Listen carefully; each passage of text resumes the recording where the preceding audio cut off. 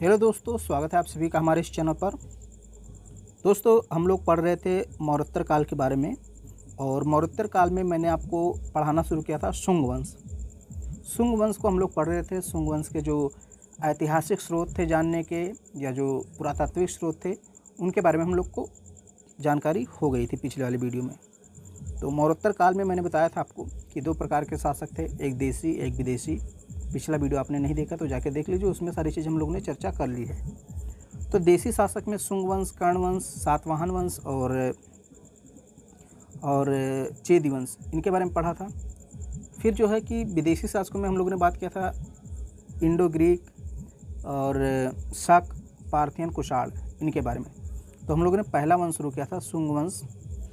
तो चलिए उसी को हम लोग आगे पढ़ते हैं। तो शुंग वंश में आज हम लोग को बेसिकली शासकों के बारे में पढ़ना है, और जो भी इसके जानने के ऐतिहासिक या पुरातात्विक स्रोत थे उसको हम लोगों ने पहले ही पढ़ लिया है। तो शुंग वंश का संस्थापक कौन था? पुष्यमित्र शुंग। यहाँ पे आप देख सकते हैं काल्पनिक चित्र है। पुष्यमित्र शुंग मौर्य वंश के अंतिम शासक बृहद्रथ का सेनापति था। याद रखिएगा, मौर्य वंश का जो अंतिम शासक था बृहद्रथ, उसका सेनापति था पुष्यमित्र शुंग। दिव्यावदान से पता चलता है कि वह पुष्य धर्म का पुत्र था। यानी जो पुष्यमित्र था यह पुष्य धर्म का पुत्र था और बृहद्रथ का सेनापति था। याद रखिएगा। धनदेव के अयोध्याभिलेख के अनुसार पुष्यमित्र ने 2 अश्वमेध यज्ञों का अनुष्ठान किया और पतंजलि उसके अश्वमेध यज्ञ के पुरोहित थे। तो पतंजलि पुष्यमित्र के राज पुरोहित भी थे, ये भी याद रखिएगा।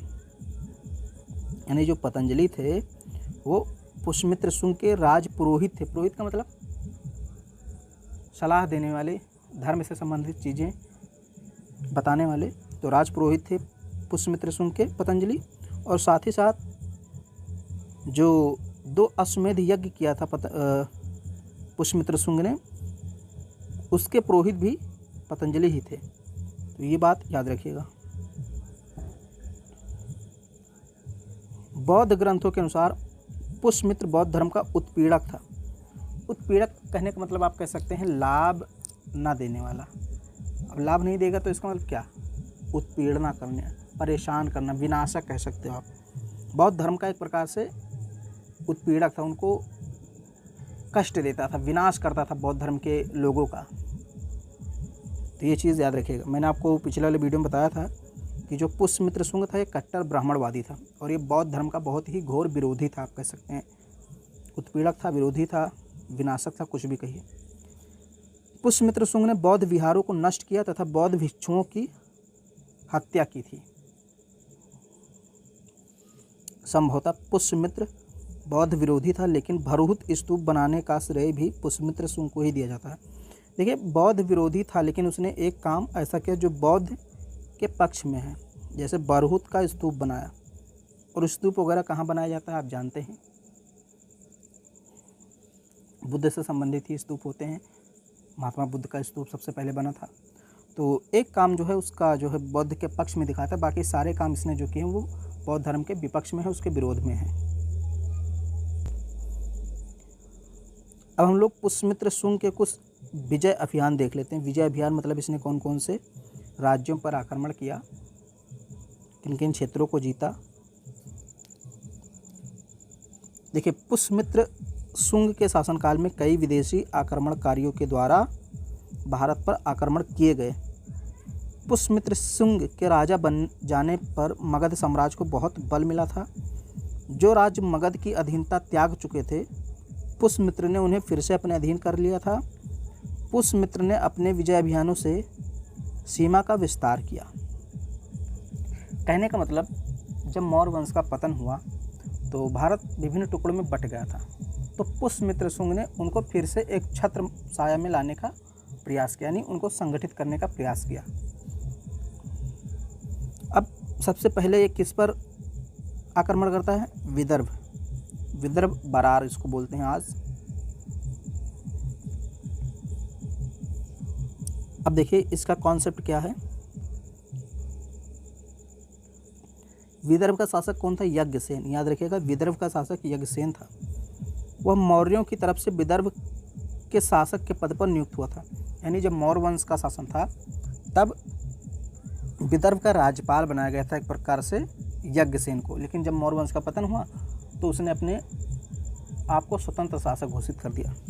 वही चीज़ है, परंतु मगध साम्राज्य की दुर्बलता का लाभ उठाकर उसने स्वयं को विदर्भ का स्वतंत्र शासक घोषित कर दिया। यज्ञसेन को शुंगों का स्वाभाविक शत्रु भी कहा जाता है। पुष्यमित्र के आदेश से अग्निमित्र ने उस पर आक्रमण किया और उसको परास्त कर विदर्भ को फिर से मगध साम्राज्य के अधीन कर लिया। कालिदास के प्रसिद्ध नाटक मालविकाग्निमित्रम में यज्ञसेन की चचेरी बहन मालविका और अग्निमित्र के प्रेम की कथा के साथ साथ विदर्भ विजय का वृत्तांत भी उल्लिखित है। तो मालविकाग्निमित्रम एक नाटक है जिसको कालिदास ने लिखा है। तो मालविकाग्निमित्रम ये दो शब्दों से मिलकर बना, एक मालविका और एक अग्निमित्र। तो मालविका कौन थी? ये यज्ञसेन की चचेरी बहन थी। और अग्निमित्र कौन था? ये पुष्यमित्र शुंग का पुत्र था। तो पुष्यमित्र शुंग जो है वो अपने बेटे अग्निमित्र को भेजता है विदर्भ पर आक्रमण करने के लिए और विदर्भ को जीत लिया जाता है, मगध में फिर से मिला लिया जाता है। अगला अभियान होता है खारवेल। खारवेल जो है कि उड़ीसा में कलिंग देश का स्वतंत्र राजा था। उस समय देश बोला जाता था कलिंग को, आज तो एक स्थान का नाम है आप कह सकते हैं।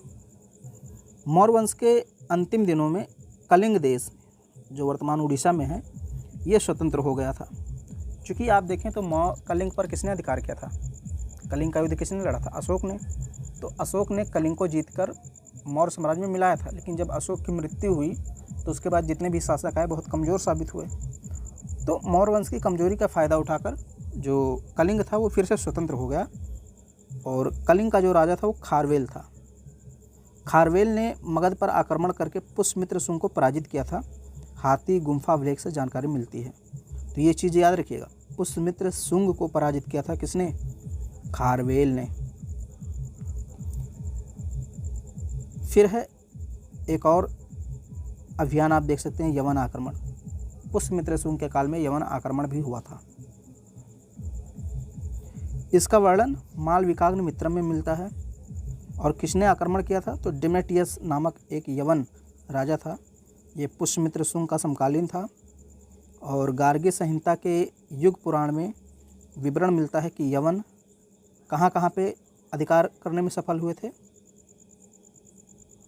साकेत पर, मथुरा पर अधिकार करने के बाद पाटलिपुत्र पहुँच गए थे। साकेत और मथुरा पर अधिकार कर लिया था यवनों ने और कहाँ पहुँच गए थे? पाटलिपुत्र। ये जानकारी कहाँ से मिलती है? गार्गी संहिता के युग पुराण से। जैसे कई पुराण हैं तो युग पुराण से ये जानकारी मिलती है। और किसके अंतर्गत आक्रमण हुआ था? डेमेटियस, या इसको दिमित्र भी बोलते हैं, ये यवन शासक था। पुष्यमित्र शुंग की मृत्यु के बाद जो है कि शासक कौन बनते हैं इसके बारे में थोड़ा सा पढ़ लेते हैं। पुष्यमित्र शुंग के उत्तराधिकारी, देखिए पुष्यमित्र शुंग की मृत्यु के बाद उसका पुत्र अग्निमित्र साम्राज्य का उत्तराधिकारी हुआ। पुष्यमित्र के राजत्व काल में अग्निमित्र विदिशा का उपराजा बनाया गया था या गोप्ता बनाया गया था। उपराजा को गोप्ता बोलते थे। मतलब जब पुष्यमित्र शुंग का शासन था तो ये जो अग्निमित्र था ये कहाँ का राजा था, कहाँ का राज्यपाल था, कहाँ का गवर्नर था? विदिशा का। विदिशा मध्य प्रदेश में है, बेशनगर इसको बोलते हैं। कालिदास द्वारा रचित मालविकाग्निमित्रम नाटक में अग्निमित्र और मालविका की प्रेम कथा का वर्णन किया गया है। अब आगे हम लोग देखते हैं। तो सबसे पहले पुष्यमित्र शुंग, फिर अग्निमित्र। अग्निमित्र के बाद पुराणों में किसका किसका उल्लेख मिलता है? वसुज्येष्ठ, वसुमित्र, आंध्रक, पुलिंदक, घोष, वज्रमित्र, भागभद्र तथा देवभूति, इन राजाओं का वर्णन मिलता है। यानी इतने शासक हुए थे। भागवत या भागभद्र जिसको बोलते हैं, ये देखिए इसने भागवत धर्म ग्रहण किया था यानी स्वीकार किया था तथा विदिशा बेशनगर में गरुड़ स्तंभ की स्थापना कर भगवान विष्णु की पूजा की थी। शुंग वंश का अंतिम शासक कौन था? देवभूति, याद रखिएगा। शुंग वंश का अंतिम शासक देवभूति था। इसके मंत्री वसुदेव ने इसकी हत्या कर एक नए वंश कर्ण वंश की स्थापना की थी। तो देवभूति अंतिम शासक था शुंग वंश का और इसी का मंत्री था वसुदेव। वसुदेव ने देवभूति की हत्या कर दी और वसुदेव ने एक नए वंश कर्ण वंश की नींव डाली। तो अब आगे के वीडियो में हम लोग कर्ण वंश के बारे में पढ़ेंगे। तो लगभग 11 मिनट की वीडियो हो गई है और 12-13 मिनट की वीडियो मैं बनाता हूँ ताकि पढ़ने में आसानी हो, बोरिंग ना फील हो। तो आगे के जो भी इसके टॉपिक हैं कर्ण वंश या सातवाहन वंश या जो भी अभी आपको शुंग वंश में थोड़ा बहुत पढ़ना है कला वगैरह के बारे में, वो सब हम लोग अगले वीडियो में देख लेंगे। तो वीडियो आपको पसंद आए तो इसको लाइक कर दीजिए, शेयर कर दीजिए और हमारे चैनल पर पहली बार हैं तो चैनल को सब्सक्राइब जरूर कीजिए।